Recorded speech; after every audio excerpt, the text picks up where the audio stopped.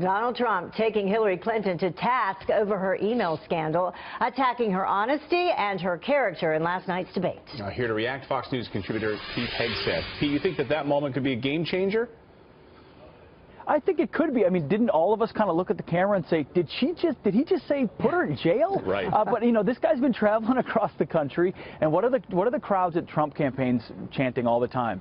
Lock her up, lock her up. I mean, I think people are frustrated, Trump supporters, that it seems that the Clintons get away with a different set of rules, a different set of standards. She deletes 33,000 emails, but the fix is in, and she's not punished for it. So I think that was part of shoring up and shoring up the sense amongst his people that he's going to fight and he's going to fight back and he's going to point out the corruption of the Clintons. So I actually think it came off as effective, even if he maybe didn't plan to say it. And then even with Anderson Cooper, they went back and forth a little bit when he was saying to Anderson Cooper, why aren't you talking about the emails? Why don't you ask them about or her about the emails?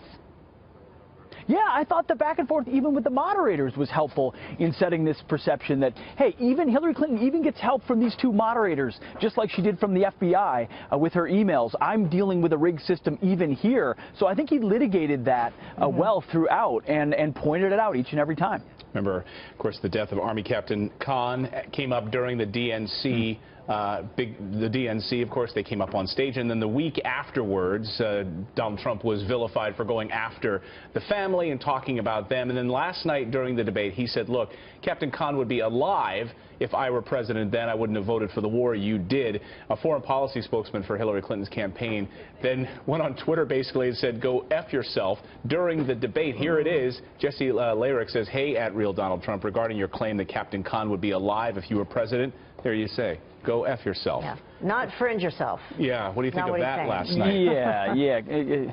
Classy response. He ended up having to walk back from that pretty quickly. Listen, I don't think they expected Trump to counterpunch on the cons or to be as adamant on the Iraq stuff as he was. I mean, Hillary Clinton had to battle Bernie Sanders on the Iraq war in the primary. Now she's battling him on her judgment on the Iraq war. I think he, not only on that point, but Trump pivoted nicely to Libya and to Syria and to Benghazi and again to classified material in ways that put her on the defensive.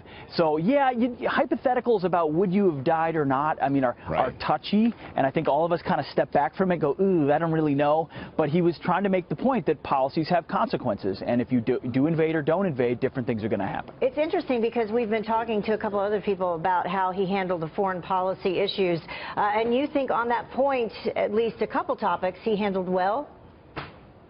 Yeah, I do. I mean, he quickly moved away from whether he supported the war at the beginning or not to the abandonment and the creation of ISIS by the vacuum that was created. He pointed out the red line, the line in the sand, as he called it in the debate. He talked about the Iranian deal. I think a lot of people were waiting for him to mention Benghazi, which he finally did, and Libya. So he talked about arming rebels. Hey, we don't know these guys. When we arm them, where are the weapons going? I mean, a lot of common sense stuff that I think a lot of Americans resonate. She talked the wonk speak, which sounds like establishment, which sounds like what we've been doing and trying so far. So in that sense, I think he laid out a useful contrast that middle America is going to relate to. Yeah, it's the same line he used against Jeb Bush during the primary. He gets to use it all over again against Hillary Clinton here.